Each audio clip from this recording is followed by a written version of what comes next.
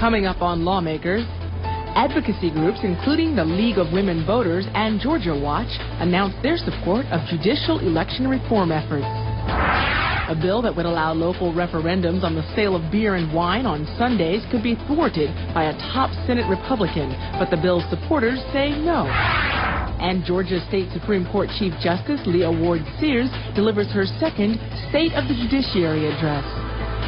Those stories and more are coming up next. This is Lawmakers, your source for all the news from under the Gold Dome. Here are your anchors, Wandy Lawson and David Zelski. Good evening, everyone. Also on tonight's program, Senator John Douglas takes the Atlanta Journal-Constitution to task over its coverage of the war in Iraq. And wild visitors from Zoo Atlanta gather under the Gold Dome. But our top story tonight, judicial election reform legislation gains support. In a story that we first brought to you last night on Lawmakers, Representative Ed Lindsey has filed judicial election reform legislation. Today, several political action groups joined Lindsey at a press conference to build momentum for the bill. Lawmakers' Jesse Freeman joins us from the Capitol with more. Jesse. Well, David, Representative Lindsey has bipartisan support in this effort. Democratic House member Mary Margaret Oliver joined him today to promote House Bills 97 and 102. HB 97 would curb political party contributions and could lead to recusals in cases where lawyers make contributions over $500. HB 102 would set up a public funding mechanism for judicial candidates. Last year's race between Justice Carol Hunstein and Mark Wiggins for the Georgia Supreme Court was the most expensive judicial race in our state's history. The race was highly partisan, and some House members believe the legislature should reform judicial elections. We think it's time to put into reality what is already in the Constitution in terms of nonpartisan judicial races. The people have spoken on that. They've passed a constitutional amendment requiring that over 20 years ago. We have seen over the last two election cycles political parties on both sides getting into the fray on these nonpartisan judicial elections, and we think to the detriment of the process. Mary Margaret Oliver runs as a Democrat. I run as a Republican for the House. We both do so because our political parties say a lot about what type of policy we want to institute down here at the State House. Judges are not policymakers, however, or at least they should not be. Voluntary participation in public funding is a good opportunity for our candidates, our citizens, and our voters to express new ways of elections. Those bills were introduced yesterday and have been assigned to the House Governmental Affairs Committee. The 6 sponsors are all lawyers. The group has also filed House Resolution 47, which would set up a study committee to look into further reform of judicial elections. Reporting from the Capitol, I'm Jesse Freeman for Lawmakers. Thanks, Jesse. A measure to revitalize the cash advance loan industry in Georgia was filed in the House today. The bill would allow payday lenders to loan up to 25% of a borrower's monthly income, up to $750, to those who present a paycheck and a driver's license. A fee of $15 would be charged for each $100 borrowed for 2 weeks. The 2004 legislature restricted this type of loan, which those in the industry say drives business out of the state and to the internet. Some who worked to craft Senate Bill 157 3 years ago say the new measure guts their consumer protections. I own stores in 4 different states, 2 of the bordering states of Georgia, which is South Carolina and Florida. And what I'm seeing is a huge migration of Georgians coming over to my Tallahassee store or my Anderson, South Carolina store because they want a cheaper product. There are alternatives here in Georgia, and we're not knocking those alternatives, but the consumers feel that it's cheaper for them to cross the border to get a loan at $15 a hundred rather than to pay other optional prices. Just because they're getting ripped off by computer or being ripped off because they can go across the state line shouldn't mean that in-state folk ought to be able to rip them off. We need to deal with those issues, in whatever level of government, whether it's the federal or otherwise. We need to deal with those kinds of issues, whether it's internet, protecting people doing these loans on the internet or otherwise. It's a niche product, okay? We like to say if you drive down the street and somebody wants to go to Wendy's, somebody wants to go to McDonald's, whether you're taking out a small industrial loan in Georgia, which has an industrial loan act, whether you're taking out a title loan, whether you want to take out a larger loan at a bank or a credit union, whether you want to bounce a check, whether you want to come to us and pay a fee and get a payday advance, it's up to the consumer. Here in Georgia, all of that is regulated and offered to the consumer except for our product, which we think is unfair. The $15 fee on a 2-week loan of $100 adds up to an annual percentage rate of 391%. Now, those who make this type of loan say it's not fair to evaluate the APRs on short-term loans. They point out that the $35 fee on a $100 bounce check amounts to an APR of 913%. Well, there's some question tonight about whether a bill to allow local referendums on Sunday sales of beer and wine is dead for this session. Lawmaker Sandra Parrish now joins us with more. Sandra. In Wande, Senator David Shafer is chair of the Senate Regulated Industries and Utilities Committee, the same committee Senate Bill 26 would have to pass out of to move on to session. Now he's introduced his own legislation that would put the proposal of Sunday sales in a summer study committee. On further reflection, several of the original sponsors of the bill came to me and asked me to prepare the study committee resolution so that we could spend some more time making sure that the bill that ultimately is produced is one that doesn't create any, that doesn't disrupt the free market. Senator David Shafer admits his new measure, Senate Resolution 71, would in effect stall Senate Bill 26 for this session. Senate Bill 26 is fundamentally flawed because it doesn't do what all the publicity suggested it do, which is legalize alcohol on Sunday. What it actually does is legalizes the sale of certain types of alcohol at certain types of retailers. And I was not interested in advancing legislation that created an unlevel playing field among various retail competitors. Senator Jeff Mullis is among 6 Republicans who signed on to the original bill by Senator Seth Harp, who also now has signed on to Shafer's. I thought that it would be a second way of bringing awareness to the issue of letting people vote on it, and I was proud to sign the study committee. Do you think it stalls Senate Bill 26? I do think the Bill 26 is stalled currently, and I'm not sure if the study committee will stall it, but it gives us a second opportunity to approach it a different way if we need to. But Kathy Kuzava with the Georgia Food Industry Association says she's not convinced the bill is dead this session. We are hopeful that that's not the case. I really think that this has taken a life of its own on. If you listen to the media, if you take a look at the blogs and the comments coming, people are ready to have their voices heard. So we think the legislators are hearing this loud and clear, and we're hoping that this is not going to stall the issue. She says a study committee could still be created to look at adding Sunday liquor sales as well. Now, even Senator Harp admits he doesn't think his bill is done for the session, and he, too, has signed on to Shafer's resolution. Harp also says he believes Sunday liquor sales could ultimately be included. Reporting from the Capitol, I'm Sandra Parrish for Lawmakers. Thank you, Sandra. Senator John Douglas took the well today to convey his disapproval of a recent article in the Atlanta Journal and Constitution. He says that the AJC tends to write negative stories about the war in Iraq and purposely leave out stories that have a positive angle. Most recently, the University of Georgia and Georgia Tech have provided for free internet streaming broadcasts of their athletic events for our soldiers overseas, and I appreciate their help. So that's just indicative of a lot of the support that our troops are getting. Except most notably from the Atlanta Journal and Constitution, which continues on a vendetta against our military and against the efforts that they are making in Iraq. The case in point, yesterday's lead editorial page in the AJC, "Give thanks, Iraqis, U.S. wrecked your lives." This is a snide, smug, sarcastic editorial that blasts the efforts our soldiers are making in Iraq, that says that it was a land of milk and honey before we got there, and everything that's wrong over there now is our fault. If there's bad news, there's also good news, AJC, and it's time that you started printing something that was a little bit favorable to our soldiers from Georgia and our soldiers from this country who are doing their dead-level best to try to bring democracy to Iraq. Now, soon after the speech, we called the AJC editorial desk for a comment about Senator Douglas's point of personal privilege. A message was left, however, we have not yet received a response.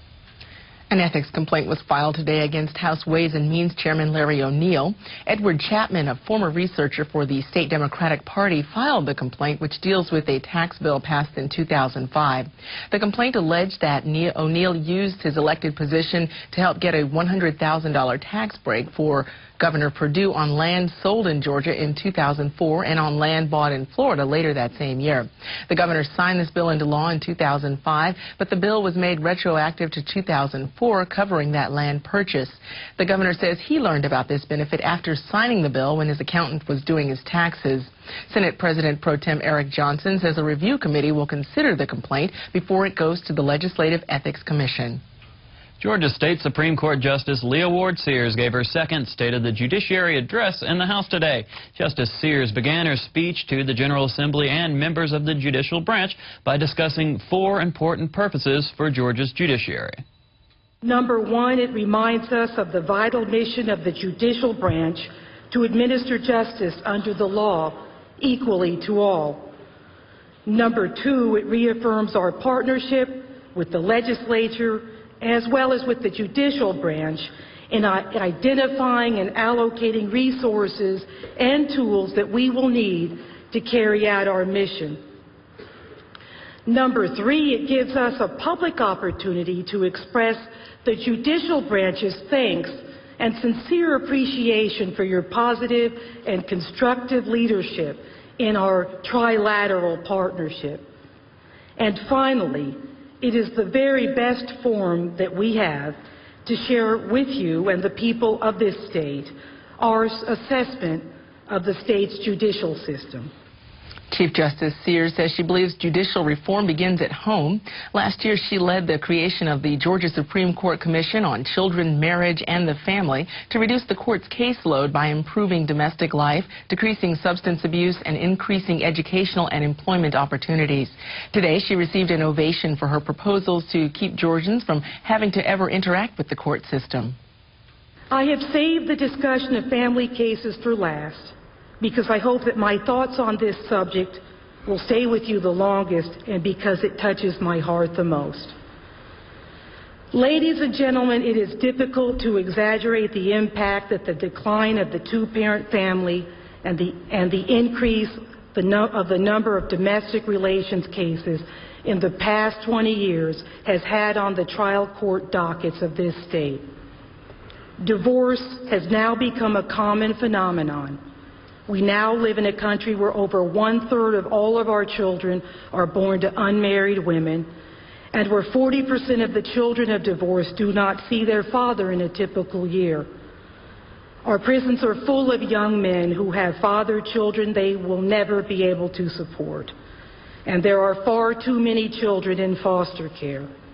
I ask all of you to join us in refusing to accept the decline of the two-parent family as inevitable, because if we do, it means we are prepared to accept the weakening of civil society and the spread of social and economic equality. It means we are prepared to accept more and more fatherlessness. It means we are prepared to accept the suffering of children. We can and we must do everything we can to strengthen our families, because it is the best way we have to facilitate responsibility, ensure equality, and shape self-governing citizens who may never have to see the inside of a court of law. Chief Justice Sears also discussed the importance of drug courts in Georgia. She says the rise of methamphetamine abuse and other illegal drugs have led to more crowded jails and prisons. However, the effectiveness of Georgia's drug courts and treatment programs over the last several years have saved the taxpayers millions and have led to much lower recidivism rates. Several years ago, you began to help us fund drug treatment courts. These are court-based diversion and treatment programs for drug offenders. Defendants who are able to maintain sobriety are assisted in their efforts to return to their workplaces, to compensate the victims of their crimes, and to return to their families. I want to emphasize to you that this is not a Hugs for Thugs program.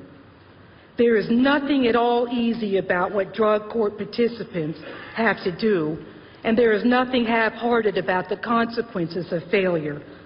Significant restrictions are placed on drug court participants. They are held accountable for their behavior, for example, by constant drug and alcohol testing, frequent status hearings, and stringent curfews. And if they fail the program, they face years of imprisonment. This program is also only available for drug addicts. Drug dealers go to prison just like they have in the past. One study has indicated that for every dollar spent on drug courts, $10 of taxpayer money is saved. Georgia now has 46 drug treatment courts, and I am very pleased to report that these courts have been a resounding success. Georgia's drug court graduates have one of the lowest recidivism rates in the entire country. During 2006 and 3,300 Georgians were actively involved in drug court programs, and almost 875 have already graduated. Sears also addressed the need to provide representation in civil cases for those who cannot afford attorneys. She said volunteerism makes a difference, but pro bono services cannot handle the entire caseload. In any given year, nearly 40% of our middle and lower income citizens have at least one civil legal need. But only 1 in every 10 is able to secure legal representation.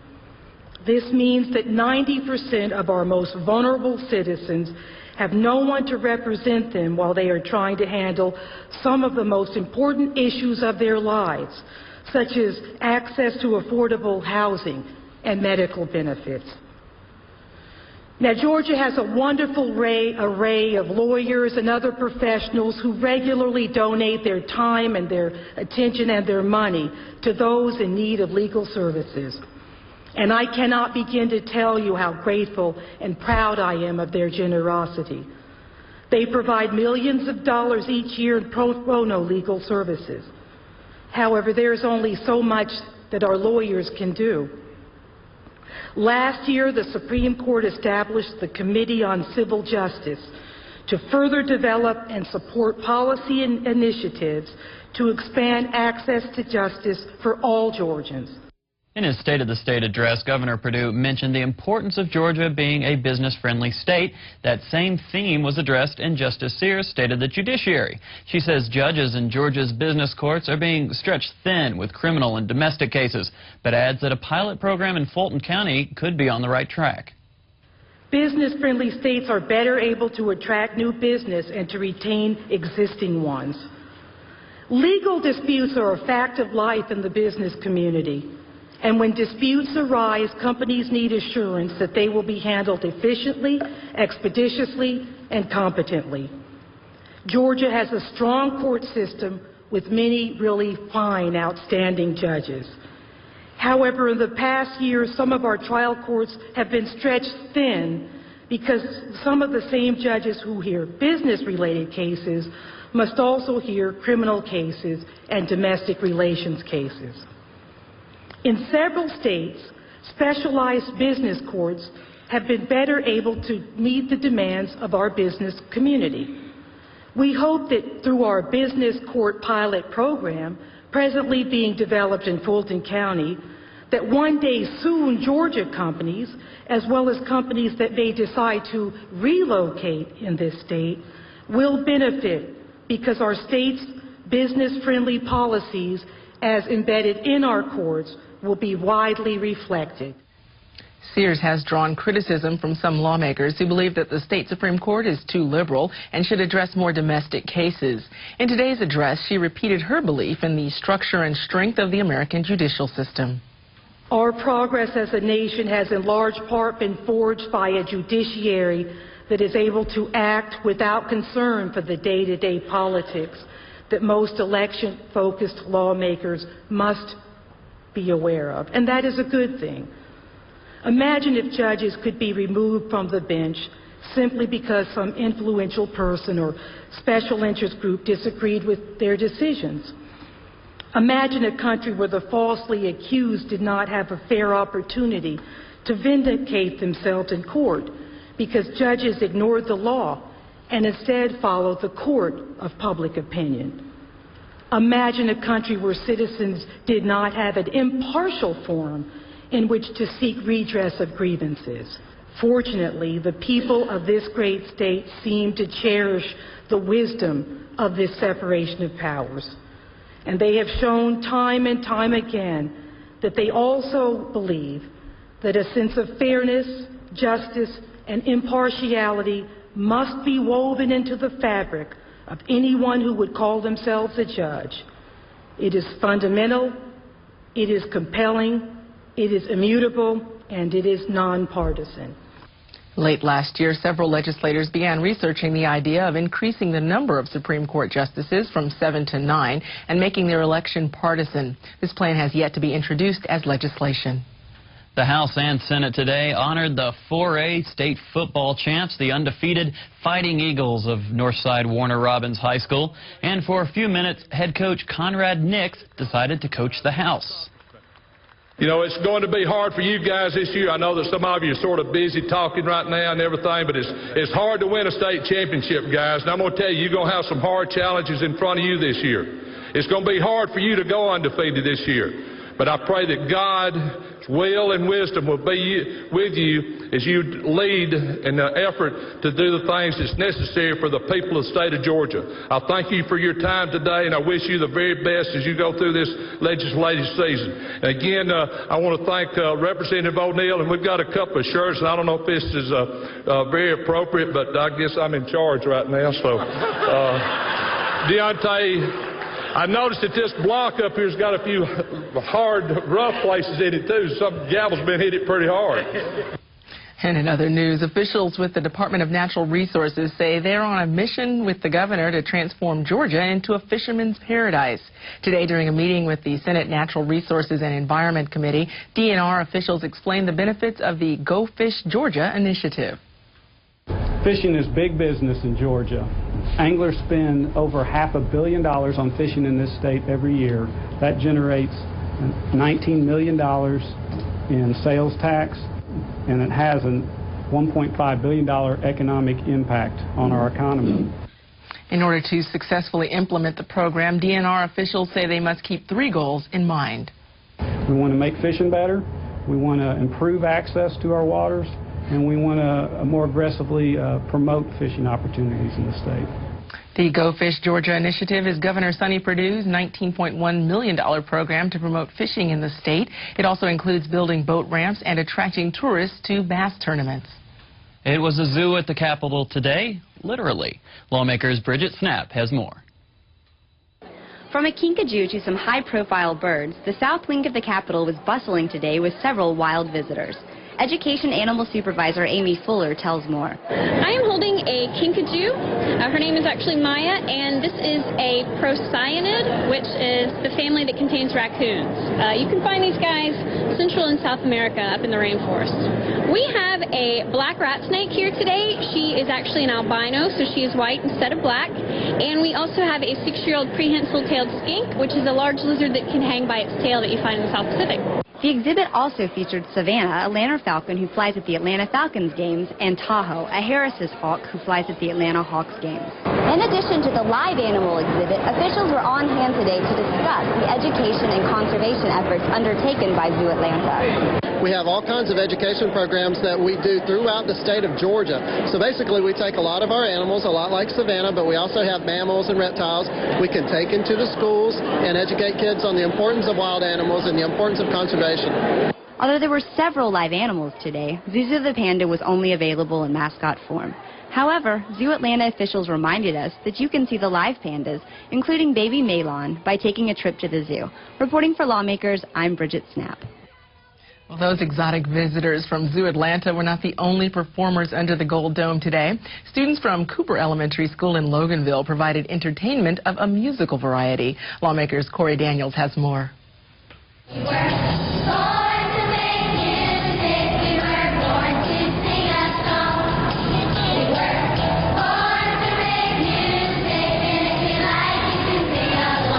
I chose this field because at 5 years old, I had a love for music, and I knew that music inspired me to become who I am. and I see that same personality in the faces that I teach. This was our highlight field trip of the year. We performed for 2 other occasions back during the holidays. But the Capitol experience, this has been very overwhelming, and I think all of the kids have thoroughly enjoyed being here.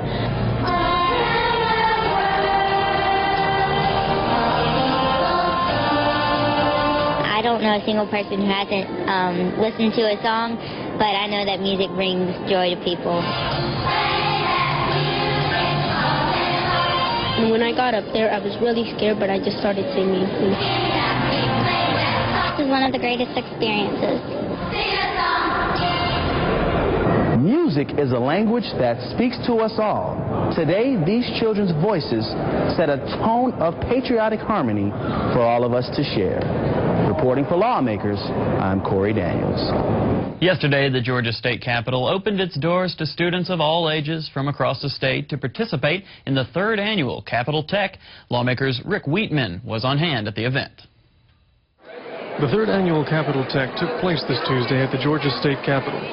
The event gave students from across the state the opportunity to show what technologies they are using for school, as well as those they are developing. Capitol Tech's purpose is to spotlight technology and bridge the gap between how students live and how they learn. So we did the study buddies. They're educational learning. They're like video games, and you pick which one you want. Like I would say geometry, and then I would say shapes, and then I would play lessons, then study, then do the test, and I would do the test, and I would select my answers, and then at the end you would get your dread. The students present at Capitol Tech were selected from recipients of the Spotlight on Technology Innovative School Awards, distributed this past year.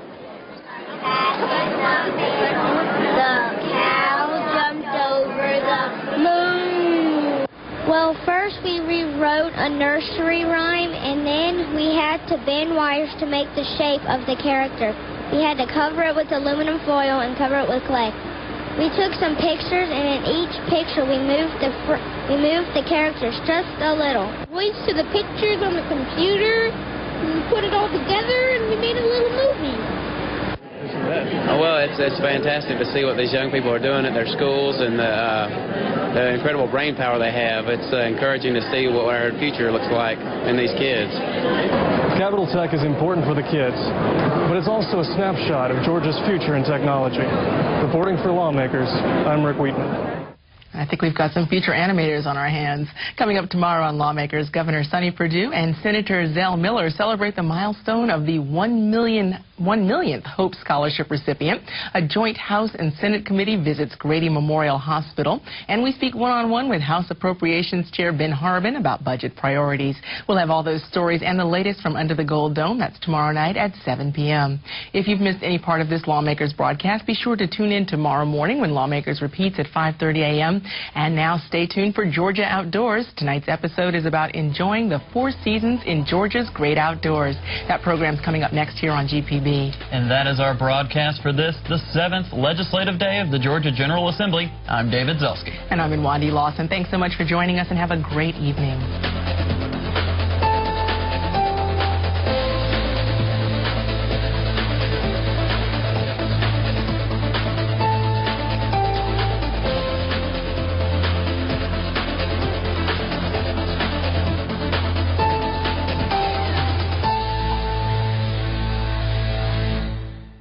This has been a production of Georgia Public Broadcasting.